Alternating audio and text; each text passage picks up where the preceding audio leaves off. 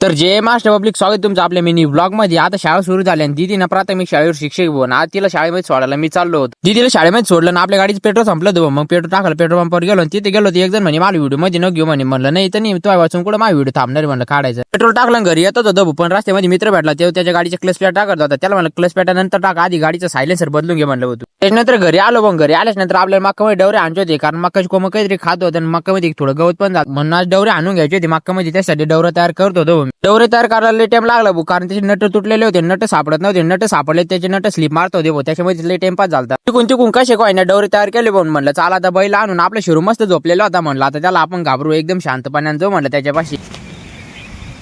शिरू तो तर काही एवढा घाबरला नाही भाऊ. म्हणलं चाला आता आपण बैल आणून. माझ्याकडे शिवळा जो होते आणि ते लय हाताला ओझ होत होतं, त्याच्यामुळे बैला शिंगाला अटकून दिलं. म्हणलं चाल तू घेऊन आता. बैल झोपून घेतले भाऊ आणि हे बैलाला शिवळावर पडत आहे, त्याच्यामुळे हे जुगाड केलेलं आहे. हे जुगाड काय ते मला कमेंट मध्ये सांगा. हे जर शिवळा लावलं ना तर ते शिवळावर पडतच नाही भाऊ, आणि एकदम सरळ चालते आणि झाडांवर पाय देत नाही, त्याच्यामुळे हे लावावं लागत. हे काम ते एकदम ओके झालं. पण दुसरं एक काम झालं, आम्ही धरले ते दोन डवरे, त्याच्यामध्ये एक डवर गेलो तुटून. मग मला एकट्याला डवर आणायला लागलं. त्याच्यामध्ये दुसरं एक ताण भाऊ, मक्काच कोंब जर आपला माती खाली तो जर काढायला गेलो तर इकडे 4-5 कोंब जायचे भाऊ बैलाच्या पाय खाली. बैल जर थांबले तर मक्काचे कोंबले दाबत होते, बैलाला पाय देत होते भाऊ कोंबावर. माझं जीवावर आलं, त्याच्यामुळे म्हणलं आता उद्या आणू डवरे. आता बैल सोडून गिनी गवत तोडून त्याचे तुकडे करून बैलाला गावडीला टाकून दिले भाऊ. म्हणलं चाला आता घरी बकऱ्यांना कारुडीला पण चारा पाणी करून घेऊ. बकऱ्याला आणि कारुडीला गिनी गवत टाकून घेतलं. पण तेवढ्या दिदीच फोन आला मला घ्यायला म्हणे. मग काढली आपली टीव्ही गावामध्ये गेलो. पण गावामधून आल्यावर आपल्याला काम आहे भाऊ. गावामधून आल्यावर आपल्याला बैलांचं शेणपाणी काढचंय, गाईचं दूध वगैरे काढचंय, आणि आपली कपाशी कशी दिसते ते कमेंट मध्ये सांगा. तर मित्रांनो भेटू पुढच्या व्हिडिओ मध्ये. बाय.